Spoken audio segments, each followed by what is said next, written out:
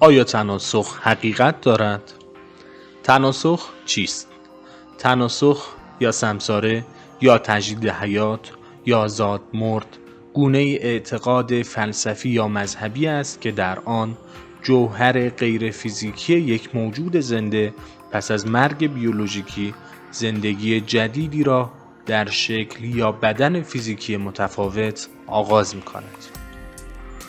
روح در اکثر باورهای مربوط به تناسخ فنا ناپذیر تلقی می شود و تنها چیزی که فنا می پذیرد بدن است.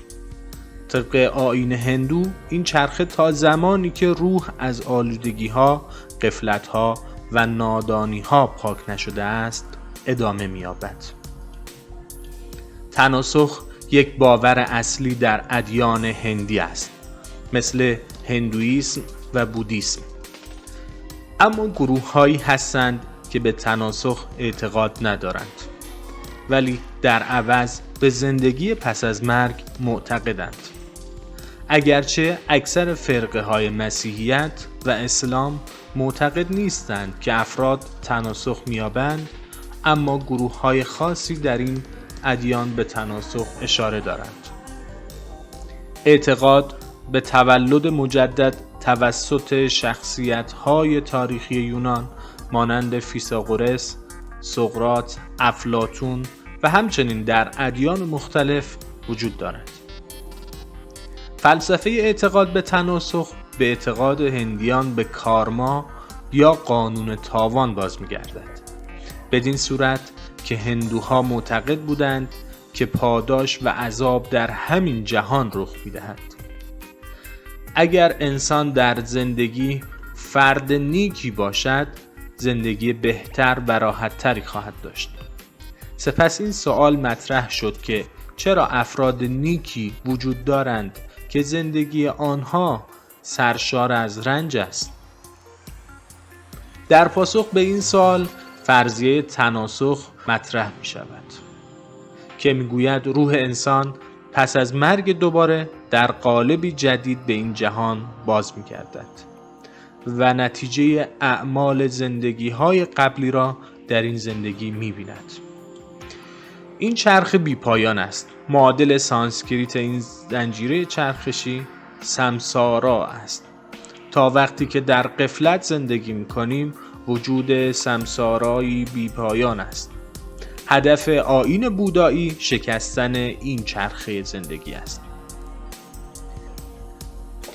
انسانی که به درجه بودا شدن میرسد از چرخه سمسارا رها شده و به آرامش، صلح و رضایت برتر یا نیروانا میرسد.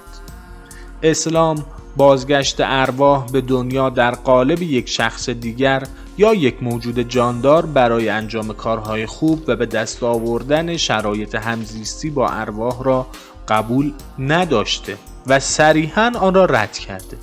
قرآن در این باره می‌فرماید چون یکیشان را مرگ فرا رسد گوید پروردگارا فرمان ده مرا به دنیا بازگردانند، شاید کارهای نیکی را که در گذشته ترک کرده بودم در حیات آینده انجام دهم. پاسخ داده می شود هرگز، این سخنی است بی اساس که گوینده خود می گوید و به آن ترتیب اثر داده نمی شود و از پی مرگ اینان عالم برزخ است تا روزی که قیامت فرا رسد و از قبرها برانگیخته شود. عوامل پیدایش نظریه تناسخ. در اینجا مناسب است به برخی از عوامل پیدایش این نظریه اشاره کرد. جمعی چون به جهان دیگر عقیده نداشتند و شاید آن را محال میپنداشتند و از طرفی عدم پاداش نیکوکاران و بدکاران را مخالف عدالت خداوند می‌دیدند، لذا معتقد شدند که روح نیکوکاران مجدداً به بدن دیگری در همین جهان که از بدن نخستین به مراتب خوشبخت‌تر است باز می‌گردد و پاداش اعمال نیک گذشته خود را می‌بیند و روح بدکاران به بدن‌هایی که در رنج و زحمت به سر می‌برند و یا ناقص الخلقه هستند بازگشته کیفر اعمال بد خود را خواهند دید. در حقیقت بدین وسیله شستشو می‌شوند و تکامل می‌یابند. و همچنین توجیهی برای فلسفه خلقت کودکان بیمار و معلول، جبران شکست‌ها و ناکامی‌ها در زندگی. در پایان توجه به این نکته ضروری است که اعتقاد به رجعت که یکی از عقاید حقه شیعه است با اعتقاد به تناسخ فرق دارد، چون در رجعت روح با حفظ کمالات اولی و در همان قالب بدن قبلی برمیگردد، برخلاف تناسخ که روح بعد از رسیدن به فعلیت و طی نمودن مراحل کمال مادی و طبیعی در قالب‌های دیگر برمیگردد. البته در قرآن و روایات به جای تناسخ از مسخ صحبت شده که در قیامت و گاهی نیز در دنیا اتفاق می‌افتد. مسخ نوعی عذاب است که در آن انسان به صورت حیوان در می‌آید. در حالت مسخ هویت انسان از دست نمی‌رود، بلکه تنها شکل ظاهریش مانند حیوان می‌شود. در منابع اسلامی موارد متعددی برای مسخ ذکر شده که معروفترین آنها داستان اصحاب سبت هستند. بر پایه آیات قرآن اصحاب سبت گروهی از بنی اسرائیل بودند که به سبب نافرمانی خداوند و صید ماهی در روز شنبه به میمون تبدیل شدند و برخی کتاب‌های شیعه و اهل سنت گزارش‌هایی درباره مسخ فرد یا افراد دیگری بجز آنچه در قرآن آمده است دیده می‌شود.